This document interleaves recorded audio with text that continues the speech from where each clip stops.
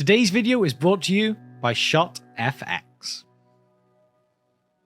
Hello and welcome to The Broken Sword, your YouTube home for all things The Lord of the Rings and J.R.R. Tolkien. Today we are looking at the big and potentially even slightly controversial question: are there any good orcs?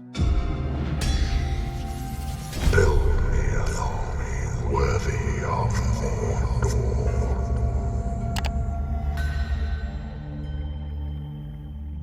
In recent videos, we've looked at what Professor Tolkien had to say about the origins of the orcs, so please check that out if you wish. But in this video, we want to consider the question: are there any good ones?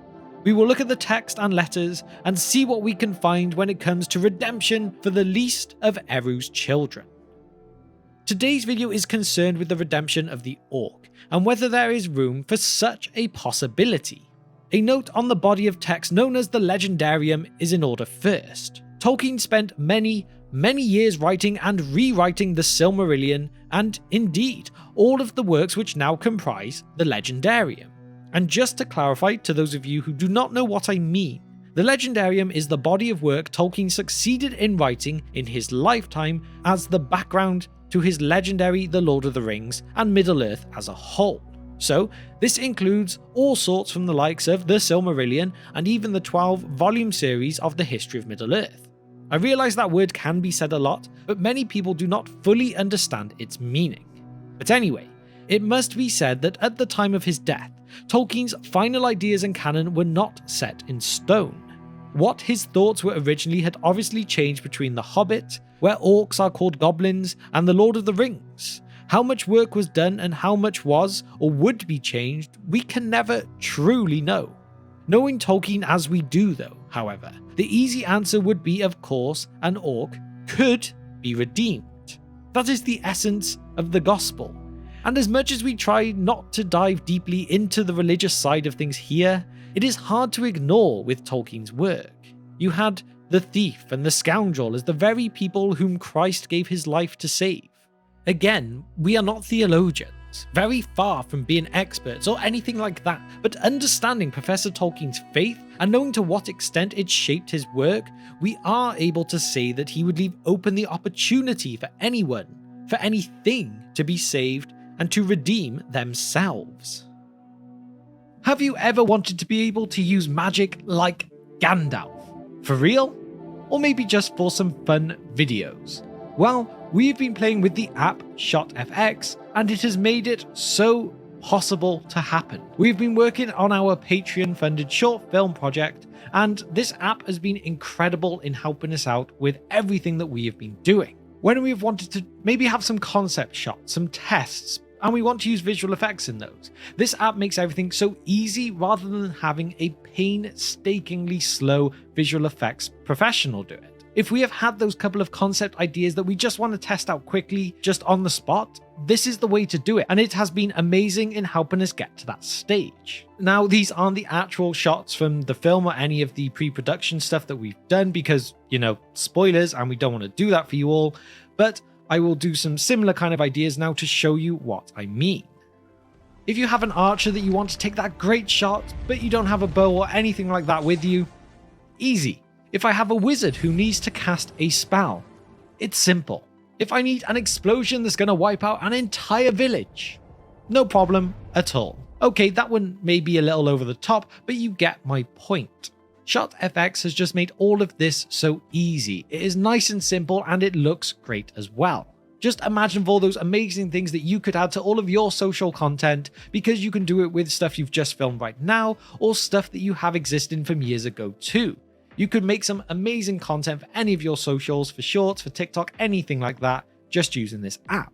And like I said, it is just so simple to use. All you have to do is go to the App Store, search for ShotFX, download the app, and off you go. If you want to go for some new, beautiful visual effects, I cannot recommend them enough, and I have had some great times playing with it too. So do not forget, guys, tap the link below to download the app, then use our code TheBrokenSword for 30% off of ShotFX Pro. Turning to the text, however, there are no explicit examples of good orcs, though we do see orcs acting in ways that, Were the group actually composed of humans instead, we would not doubt their salvation. For example, after the Fellowship passed through the mines of Moria, one group of orcs begin to follow them, and their reason is perhaps peculiar.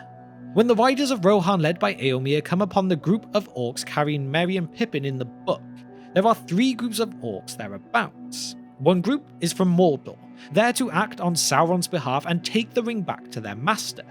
The second is from Isengard, to behave likewise and return the ring and the hobbits to Saruman. The third group, however, was from Moria, and they had no business with the ring.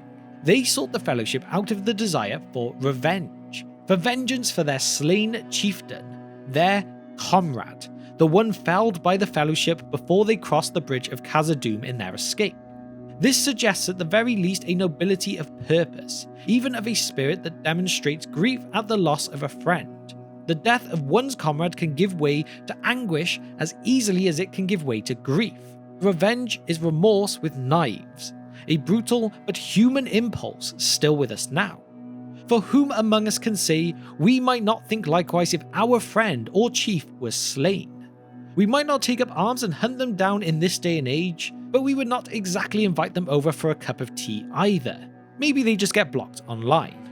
Hopefully you get my point.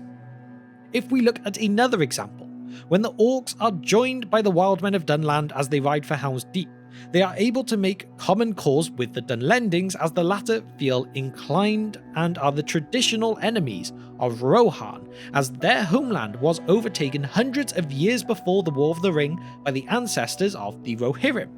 It takes some social grace and want of common ground to forge an alliance in time of war, and there is another indication that orcs are more than faceless enemies, or zombies if you wish. Aragorn even gives a company of orcs a warning to leave the battlefield lest they be cut down to a man during the Battle of the Hornburg. "I have still this to say," answered Aragorn. "No enemy has yet taken the Hornburg. Depart, or not one of you will be spared. Not one will be left alive to take back tidings to the north. You do not know your peril." This can be put down to the nobility of Aragorn, but we might recall as well that Gimli and Legolas are both noble too, and yet, as Eomer and Aragorn attempt to scatter the wild men and orcs who press against the gate, trying to force their entrance, some flee at the sight of a restored Andúril. Aragorn and Eomer begin to retreat but are attacked from behind. Gimli comes along and thinks nothing of himself when he comes to their aid with his axe. And returning to Legolas then, he claims to have killed 2 orcs, only to be dismayed that Legolas has in fact killed 20 at the least. That they make sport of killing is not an invention of Peter Jackson for the movies, it is definitely in the text. This is just moments before the explosion raises the deepened wall, opening the whole of the fortress up with the explosives provided by Saruman. Aragorn immediately leads a company of men to fight at the breach, but they cannot hold, and Aragorn and Eomer are separated from Gimli and Legolas. The point of this is to show that Aragorn has been fighting all night, and this is a highly conscientious man. It is doubtful he would spare combatants he knew to be pure evil, beyond redemption, beings who exist to be mere vessels, to act as Morgoth and Sauron's fingers, as it were. If we understand their origins as we have it in the published Silmarillion, that they were once elves, captured and perverted by Morgoth to spite Eru and the Valar, their wholesale slaughter at the hands of the Fellowship now becomes morally dubious and threatens to make our heroes into killers, not necessarily the people that we want to be looking up to. When reading through his letters, we also get the sense that the term Orc and Sauron could be used to mean specific types of people. For example, with this, in writing to Christopher Tolkien in May of 1944, Tolkien writes, "But England in 1917, 1918 was in a poor way, and it is a bit thicker that in a land of relative plenty you should have such conditions. And the taxpayers would like to know where are all the millions going, if the pick of their sons are so treated. However it is, human beings what they are, quite inevitable, and the only cure, short of universal conversion, is not to have wars, nor planning, nor organisation, nor regimentation. Your service is, of course, as anybody with any intelligence and ears and eyes knows, a very bad one, living on the repute of a few gallant men, and you are probably in a particularly bad cummer of it. But all big things planned in a big way feel like that to the toad under the harrow, though on a general view they do function and do their job.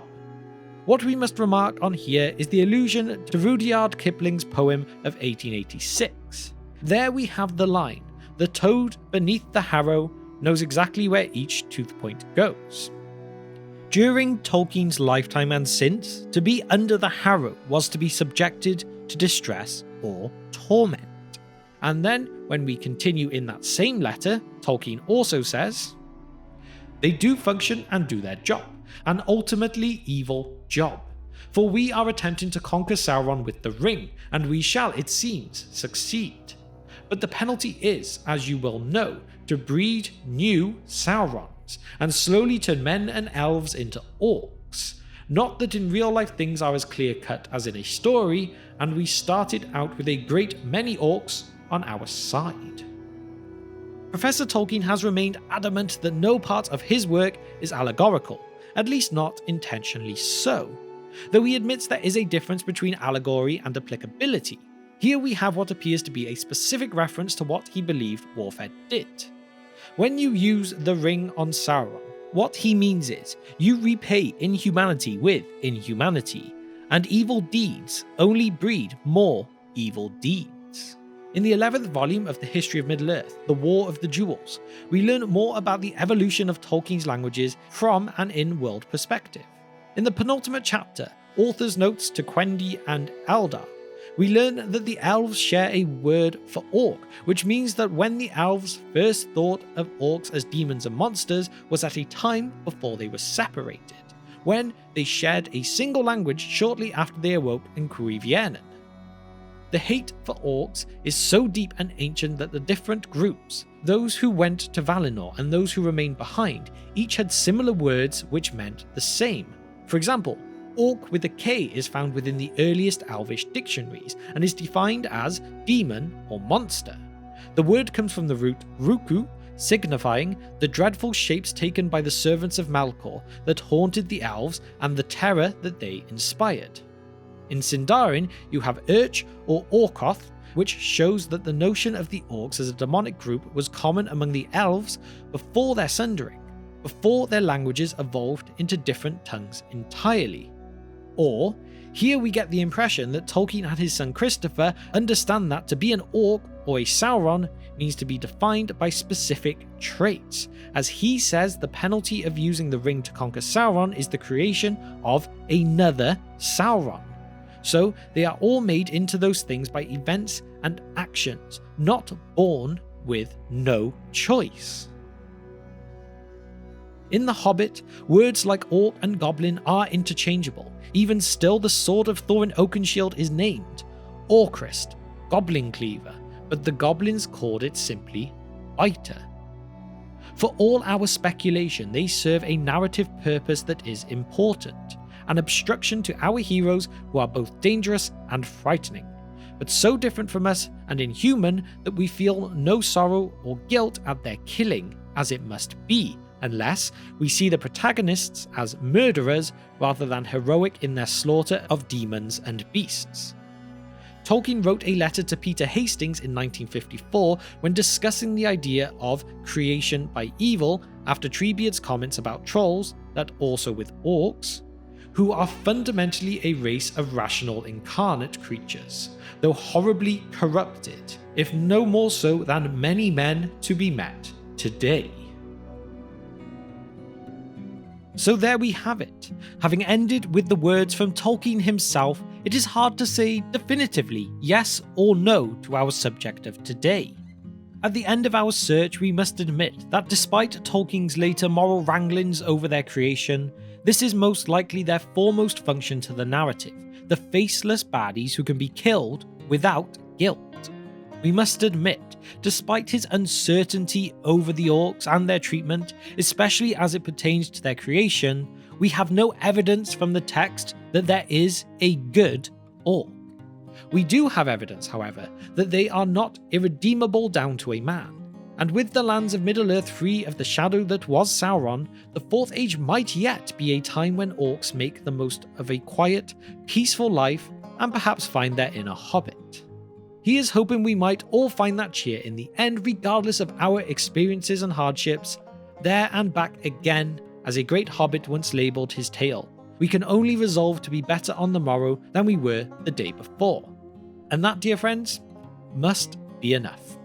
So I know these subjects can sometimes be frustrating, that there's not a simple yes or no answer, but I hope with everything we've gone through today, you can make up a clear thought in your own mind of how Tolkien understood his orcs, and if, in the end, if it was possible for there to be a good one. With that now though, it is time for my question of the day, which is, do you think there was ever or would truly ever be a good orc? Did they stand a chance after Sauron was gone for good, or were they evil to the core regardless? Let me know your thoughts and opinions on this in the comment section below. And now it's time to shout out our patrons. You guys have been amazing in supporting our short film project. We're making great progress, and I cannot thank you all enough. We have the Divine Power tier members of Kevin and Abram, the Fire Demon tier members of Nashith, Denversteel and Gregory, and the Wizard Staff tier members of John, Andrew, Jennifer and Hunter 2. You are all true legends of the Bro Hero. Finally, if you've managed to reach the very end of this video with me today and you are enjoying what you see here, then please hit the subscribe button and the bell icon too, so that you can be notified when all future videos go up. And with that, thank you for spending just some of your time with me today, and I will see you next time on The Broken Sword.